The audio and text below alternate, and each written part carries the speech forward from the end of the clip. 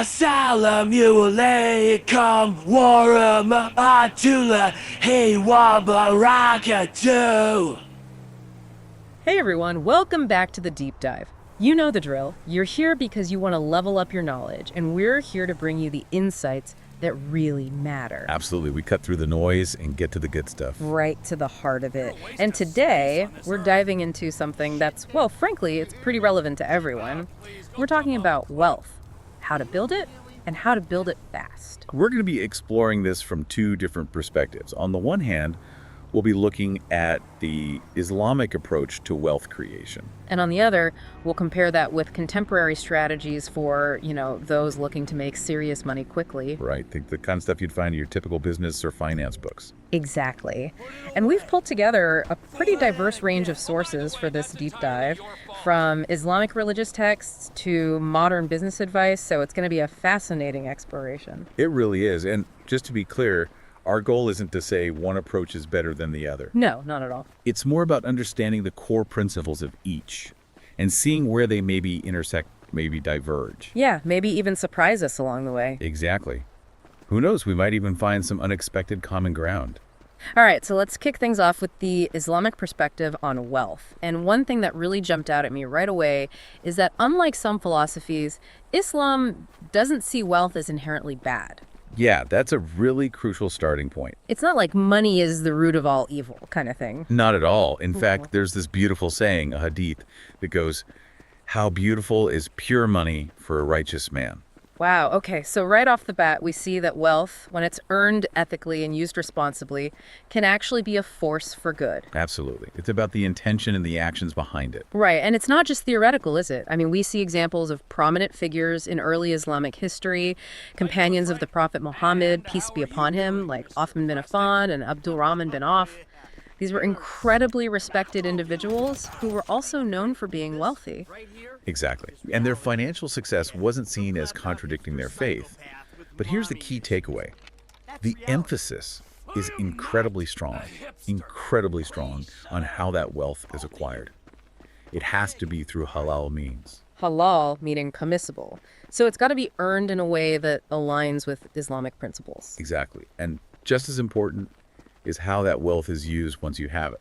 So it's not enough to just earn it the right way. You have to spend it the right way, too. Right. It's about the entire picture. Yeah. The journey of acquiring wealth and then what you do with it afterwards. Got it. It's about responsibility and using your wealth for good. And you know what else struck me? There's this strong theme of self-sufficiency that runs through the Islamic perspective. Absolutely. And, that's something that feels really relevant today, especially with so much talk about financial independence. It is. There's another powerful hadith that gets to the heart of this. The upper hand is better than the lower hand. What does that mean? It means that the hand that gives, the hand of the spender, is better than the hand that receives. Okay, I see. So it's emphasizing the value of being in a position where you can provide for yourself and also give to others. Right. It's about independence, generosity, and contributing to society. Okay, so we've laid out some of the foundational ideas about wealth in Islam. Now let's get into specifics. What are the ways that Islam actually encourages people to build wealth? Well, one area that stands out very clearly is business and entrepreneurship. Okay, so being proactive and creating your own opportunities. Exactly. And there's a very powerful hadith that really drives this point home. It states that 9 out of 10 sources of income are coming from business activities. Wow, 9 out of 10. That's a pretty strong endorsement of entrepreneurship. It is. It suggests that commerce and creating value through business ventures is highly favored. And this idea is echoed in the Quran as well, right? I'm thinking of Surah Arad, chapter 13, verse 11, which talks about how Allah does not change the state of a people until they change what is in themselves. That's right. And this verse is often interpreted as a call to action. It's saying that if you want to improve your circumstances, you have to take proactive steps, including exploring avenues like business and entrepreneurship. So it's about being an agent of change in your own life. Exactly. It's about taking initiative and creating your own opportunities. But it's not just about making money at any cost, right? I mean, there's a strong ethical framework that underpins all of this. Absolutely. Islamic business ethics emphasize a few key principles. Transparency is huge. Honesty, which is known as siddiq, is absolutely essential. So it's about being upfront and truthful in all your dealings. Right. And finally, there's this concept of taqwa, which means conducting all your business activities in a way that aligns with Islamic values. Okay, so it's not just about the bottom line, it's about the way you get there. Exactly. And the Prophet Muhammad himself, peace be upon him, even before he became a prophet, was a successful businessman. Really? I didn't know that. Yet he was known for his honesty and trustworthiness in all his dealings. In fact, he was known as Al-Amin, which means the trustworthy. Wow, so his personal example really reinforces this deep connection between ethical conduct and commerce in Islam. It does. And alongside business, we also see a strong emphasis on trade and fair exchange, which is referred to as bay in the Quran. Okay, so buying and selling goods and services in a way that benefits both parties. Exactly. And it has to be fair. There can't be any exploitation or deceit involved. Right, and I found it really interesting that the Prophet himself engaged in credit transactions. He did. So that suggests that deferred payments, as long as they're transparent and agreed upon by both parties, are permissible within Islam. Exactly. The key is that all parties involved are treated fairly and that there's no element of exploitation. Okay, that makes sense. So we've talked about the encouraged methods of wealth creation in Islam, but now let's shift gears and talk about what's prohibited. Okay, sounds good. And the big one here, the elephant in the room, is riba. Right, riba, which is often translated as interest or usury. And this is something that's clearly prohibited in the Quran, right? It is. It's mentioned in several places, including Surah Al-Baqarah, verses 2.275-276, and Surah Al-Imran, verse 3.130. Okay, so it's pretty clear-cut. But you know what? When I was reading about this, I realized it's a bit more nuanced than just saying all interest is bad. You're right. There's often the simplification of riba as just any form of interest. But when you look at the historical context, you see that it's really about preventing a specific type of exploitation that was prevalent in pre-Islamic Arabia. Right. It was about this predatory lending system where debts could spiral out of control because of exorbitant fees and penalties for late payments. Exactly. People could end up owing way more than they initially borrowed, leading to financial ruin. And verse 3.130 in Surah Al-Imran really drives this point home. It specifically says, "O you who have believed, do not consume riba doubled and multiplied." So it's pointing to this practice of charging excessive interest that multiplies the debt burden. Right. And this element of exploitation, taking advantage of someone's vulnerability, seems to be at the heart of what's prohibited. I also read that some scholars, like Imam Ahmad ibn Hanbal, considered this kind of excessive predatory lending to be the clearest form of prohibited riba. Right. And that suggests that there may be nuances and different interpretations beyond just a blanket ban on all forms of interest as we understand it today. Yeah, like maybe there's a distinction between this exploitative interest and other forms of financial compensation. It's a complex topic, for sure.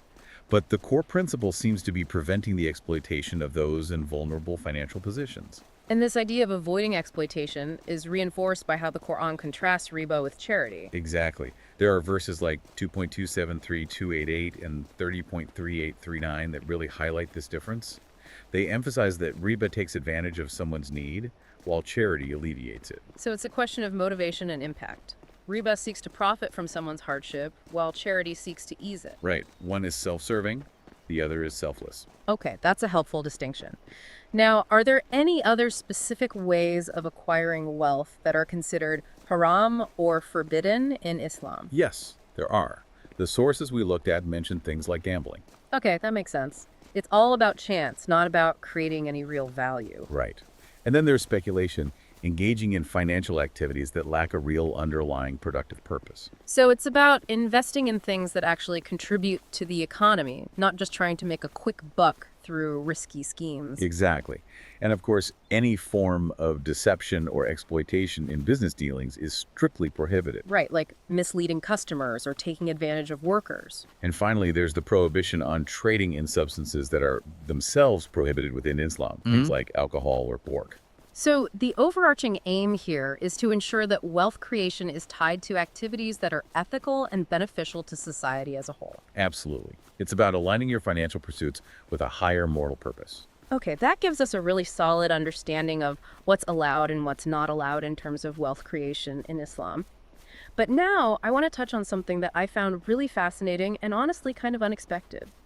The sources we looked at also talk about specific ways to increase one's provision or risk. Oh yeah, that's really interesting. There's some surprising things in there. Like marriage, for example. I was not expecting to see that on the list. It is interesting, isn't it? But there's a powerful verse in the Quran, Surah An-Nur, verse 32, that says, if they are poor, Allah will enrich them from his bounty. Okay, so it's suggesting that marriage can actually lead to financial well-being. Right. Imam al-Sadi, in his commentary on this verse, explains that marriage, when undertaken with the right intentions, can be a means of drawing divine blessings. And those blessings can manifest in many ways, including increased provision. So it's not just about finding someone who's financially secure. It's about the act of marriage itself being a potential source of blessing and abundance. Exactly. And it challenges the contemporary idea that you need to be financially stable before getting married. Right, it flips the script on that whole idea. It does. And then there's this emphasis on maintaining strong ties with relatives. Okay, that one makes sense to me. Family support can be so important. Absolutely. And the Prophet Muhammad, peace be upon him, said, "Whoever wishes that his provision be increased and his life be extended, let him maintain the ties of kinship." So it's about kindness, support, and nurturing those relationships with family. Right. And it suggests that those strong family bonds can actually attract blessings in terms of both sustenance and longevity. That's a really beautiful idea. And then there's this other one that I found kind of counterintuitive, but also really inspiring. The idea that giving charity and spending in the way of Allah can actually lead to an increase in wealth. Yeah, that one can be hard to wrap your head around from a purely materialistic perspective. Right? It's like, how can giving away money actually lead to more money? It seems paradoxical. But the Quran addresses this directly in Surah Al-Baqarah, verse 268. It says, "Satan threatens you with poverty and orders you to immorality, while Allah promises you forgiveness from him and bounty." Okay, so it's contrasting the whispers of fear and scarcity with the promise of abundance from Allah. Exactly. And the early Islamic scholar Ibn Abbas commented on this verse, saying that Satan tries to discourage people from giving charity by making them afraid of becoming poor. So he plays on that fear of lack. Right. But Allah, on the other hand, promises increased provision as a result of generosity. So it's about trusting in divine abundance, even when it seems counterintuitive. It is. It's a reminder that true wealth is not just about material possessions. It's about having a heart that's open to giving and sharing. Okay, that's really powerful. So we see that in Islam, wealth is not just about personal accumulation. It comes with certain responsibilities. Absolutely. And one of the most fundamental obligations is zakat. Right, zakat, which is the obligatory annual charity that Muslims are required to pay. Exactly. It's calculated as 2.5% of your wealth that meets certain criteria. And this is a core pillar of Islam's economic and social framework. It is. It's about redistributing wealth and ensuring that the needs of the less fortunate are met. And then there's sadaqah, which is voluntary charity, encouraged beyond the obligatory zakat. Right. The Prophet Muhammad, peace be upon him, said the best charity is that which is given out of surplus. So it's about giving from what you have left over after taking care of your own needs and the needs of your family. Exactly.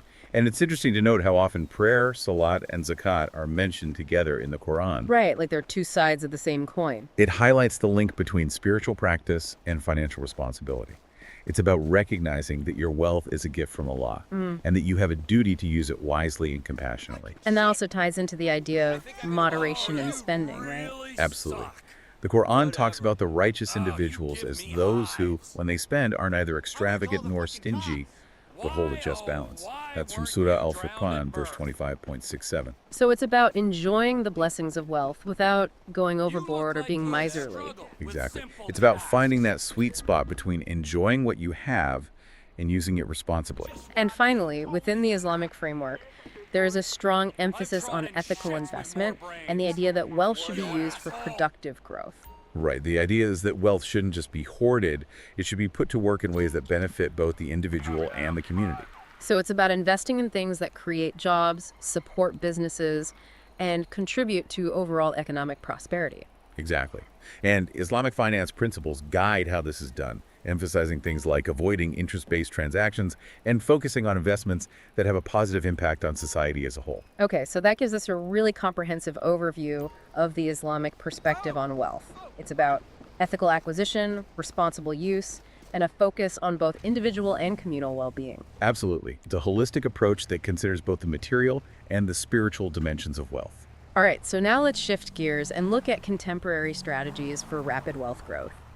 And let's be honest, the sources we looked at acknowledged that becoming a billionaire in, say, 7 years is a massive challenge. Oh yeah, it's a huge goal, and it usually requires a perfect storm of factors to pull it off. Like what? Well, luck plays a role. Being in the right place at the right time with the right idea. Right. Timing is everything. And then having significant starting capital can also make a big difference. Absolutely. It gives you more leverage and allows you to take bigger risks. And of course, you need a killer business idea, something truly disruptive and scalable. Exactly. Something that can capture a large market share quickly. But even if becoming a billionaire in 7 years is a long shot, the sources do lay out some pretty interesting strategies for achieving significant wealth growth in a shorter time frame. They do. And one of the most common paths is starting a highly successful business. Right, so classic entrepreneurship. Right. But there are some key elements that are emphasized. Identifying a real need or problem in the market. So not just coming up with a cool product, but actually solving a problem that people are willing to pay for. Exactly. And then developing a solution that's compelling, that stands out from the competition. And once you have that solution, you need to be able to scale it up quickly. Right. Expand your operations, reach a wider audience, and generate significant revenue. And that often requires securing funding from outside sources like investors or crowdfunding. Absolutely. Capital is essential for rapid growth. And then, even once you're successful, you can't just rest on your laurels. Continuous innovation and adaptation are crucial in today's fast-paced business environment. Exactly. You got to stay ahead of the curve, anticipate market trends, and constantly evolve your offerings. Okay, so starting a successful business is one route to rapid wealth growth. But what about investing? Investing is another big one.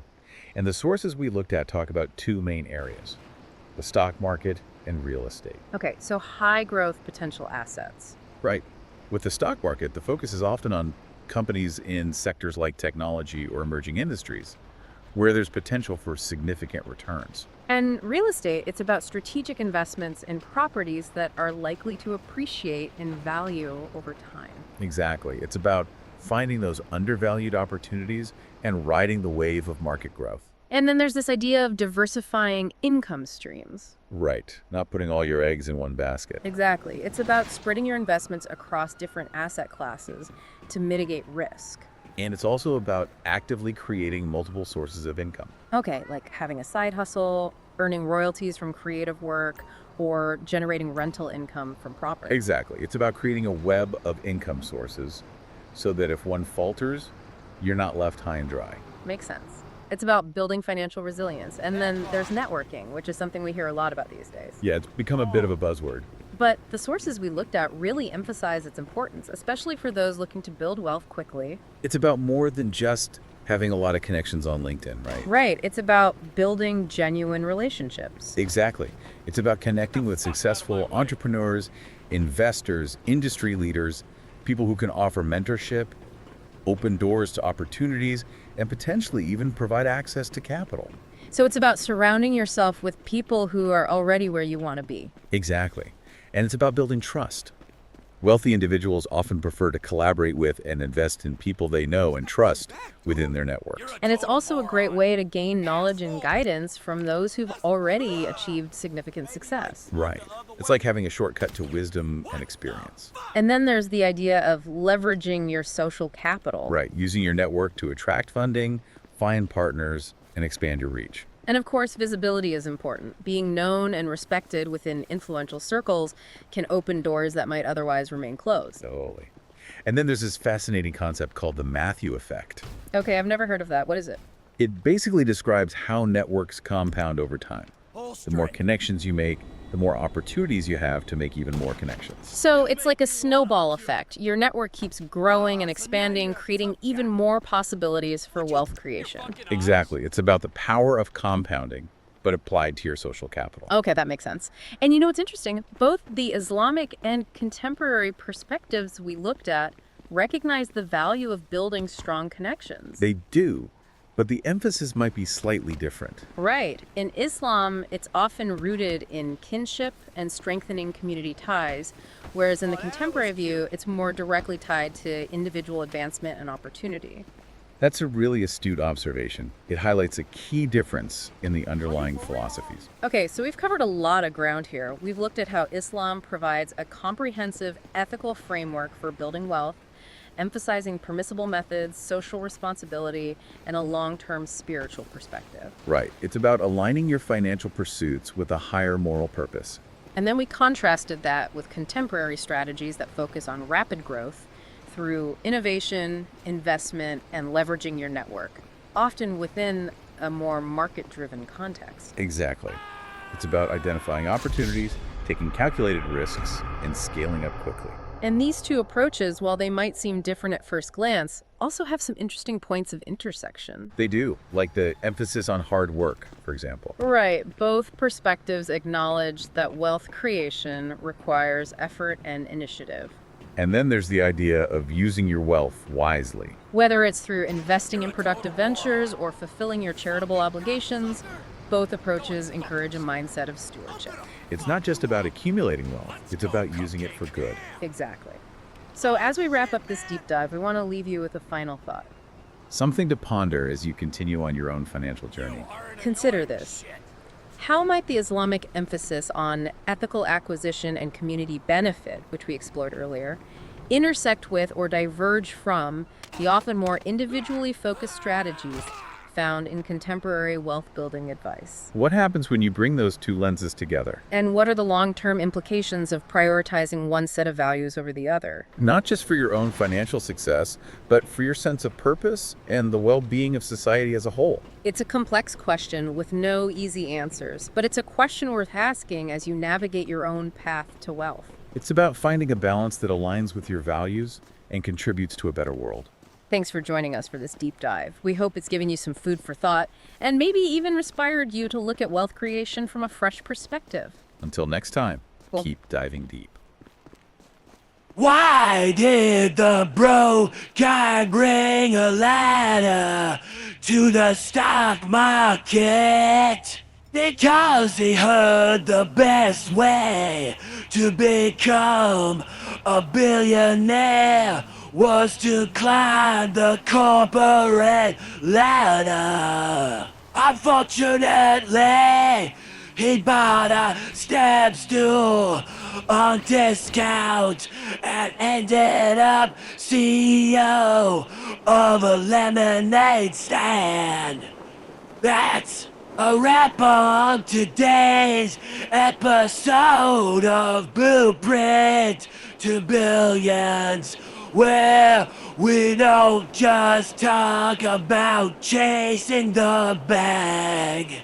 We teach you how to own the whole damn vault. Whether you're pitching your first startup or flipping couch change into capital gains. Remember, every billionaire was once just someone with a crazy idea. And WI-V. So go out there, take risks, think big, and if anyone says you can't do it, just smile and buy the company later. This ice like a summer woody, signing off, stay hungry, stay foolish, and I'll see you at the top. Hello? Who wants some now? Oh no, together has to fall. It's too funny, you know, still